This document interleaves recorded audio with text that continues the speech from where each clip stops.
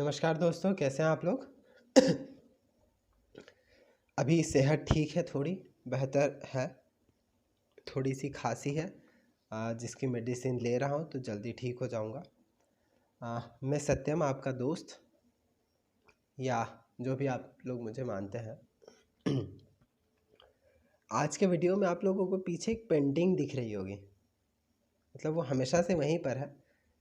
मतलब जब मैं दिल्ली से खंडवा शिफ्ट हुआ मध्य प्रदेश में, तब से वो यहीं पर है।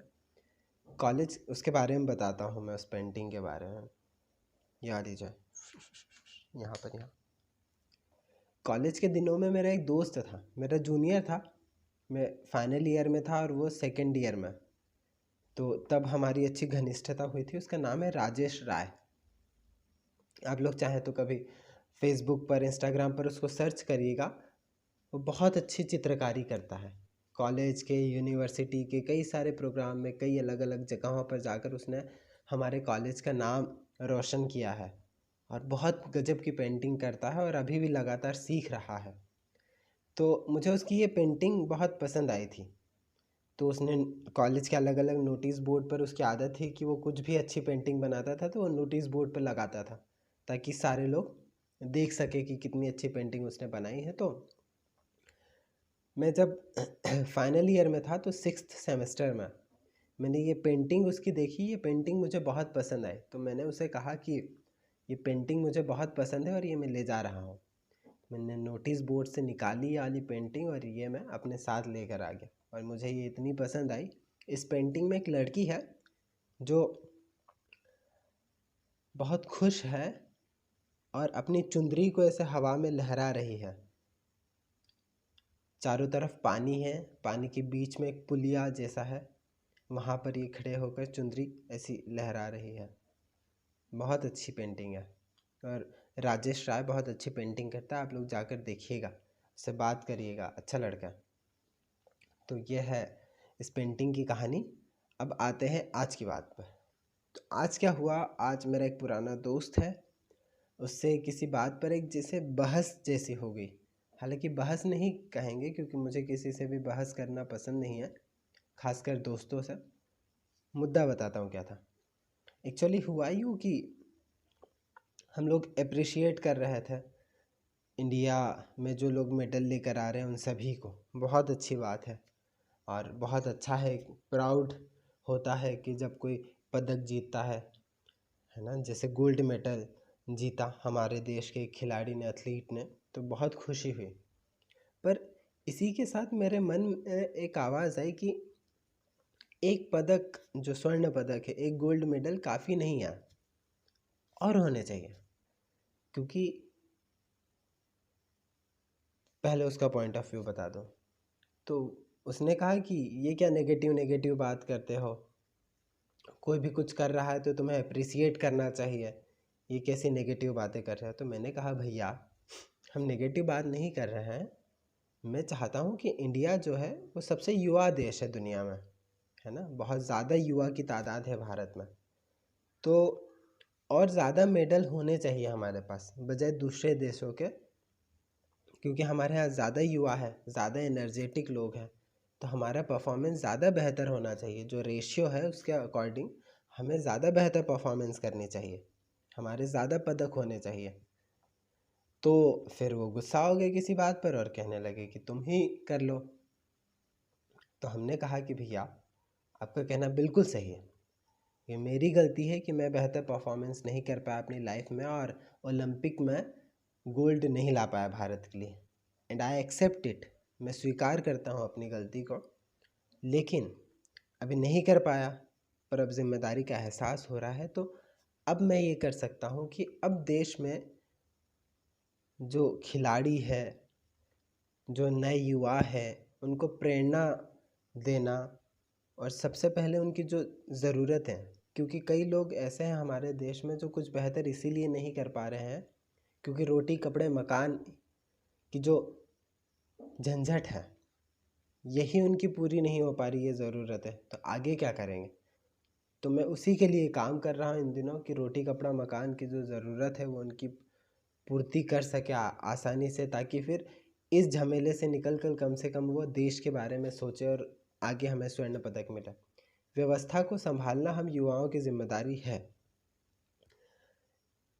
पर यह बहुत बुरी बात है कि सिर्फ हम स्वर्ण पदक को देखकर खुश हो जाएं और सिर्फ खुश होकर रह जाएं।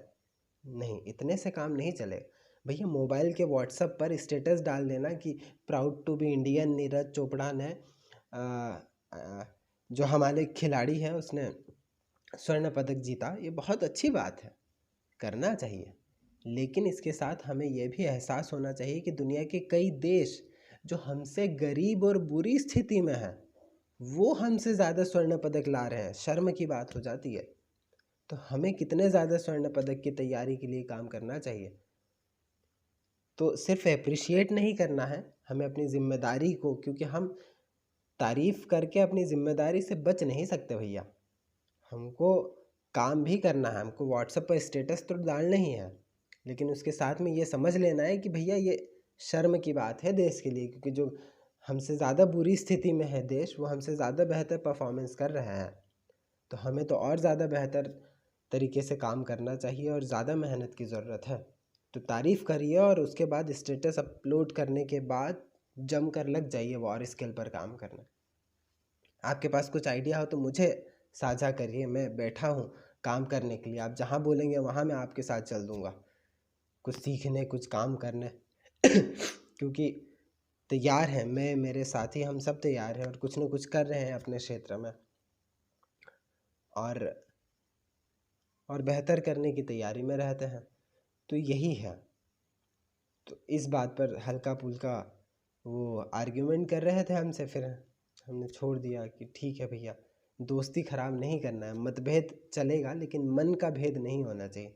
मन भेद नहीं हम सहन कर पाएंगे, क्योंकि हमारे थोड़े बहुत तो दोस्त हैं, उनसे यदि झगड़ा हो जाएगा आपस में तो फिर कैसे काम चलेगा हमारा, है ना। हम मतभेद के चक्कर में मनभेद नहीं करते। तो ये चीज़ हुई आज। इसके अलावा एक बहुत इम्पॉर्टेंट चीज़ हो रही है मैं किताब पढ़ रहा हूँ औरंगज़ेब पर। औरंगज़ेब के समय कैसे वो व्यवस्था को चलाते थे, हिस्ट्री पर है। समय समय पर पढ़ते रहते हैं हम। विवेकानंद को भी पढ़ते हैं, अकबर को भी पढ़ते हैं, औरंगज़ेब को भी पढ़ते हैं, गांधी को भी पढ़ते हैं, मोदी जी को भी पढ़ते हैं कि वो किस तरह से काम कर रहे हैं ना। सभी को पढ़ना ज़रूरी है भैया। जहाँ से आपको नॉलेज मिले, जहाँ से आपको आइडिया मिले, बटोर लो, क्योंकि भारत देश में बहुत आइडिया की ज़रूरत है। हमको बहुत तेज़ी से आगे निकलना है। तो थोड़ी सी सर्दी खांसी बाकी है अभी। तो आइडिया बटोर रहे थे तो पता चला कि काफ़ी धीमी गति से हम पढ़ रहे हैं किताब को। 200 पेज की किताब है लगभग, और 15-20 दिन में सिर्फ 100 पन्ने ही पढ़ पा। फिर बाद में सोचा कि शायद जो सीख रहे हैं उसको ज़मीन पर कर भी रहे हैं, इम्प्लीमेंट कर रहे हैं, इसलिए वक्त लग रहा है। आज दोस्त भी यही कह रहा था कि चूँकि हम काम कर रहे हैं ज़मीन पर इसीलिए वक्त लग रहा है। लेकिन फिर हमने सोचा कि भैया जो सीखा है उसको इम्प्लीमेंट करना अच्छी बात है, लेकिन इम्प्लीमेंट करते करते और चीज़ें सीखना ज़्यादा अच्छी बात है। तो कोशिश करेंगे हम कि अपने पढ़ने की गति को, सीखने की गति को बढ़ा पाएँ। और जिम अच्छा चल रहा है सीख रहे हैं, करने की कोशिश जारी है। फ्रूट मार्केट गया था, वहाँ के लोगों से बातचीत हुई। इसके बारे में एक वीडियो बनाऊंगा, बताऊंगा कैसे एक्सपीरियंस रहा। बाकी सब कुछ अच्छा था। चलिए बाय, टाटा। टाटा से याद है, हम रतन टाटा जी की बहुत इज़्ज़त करते हैं।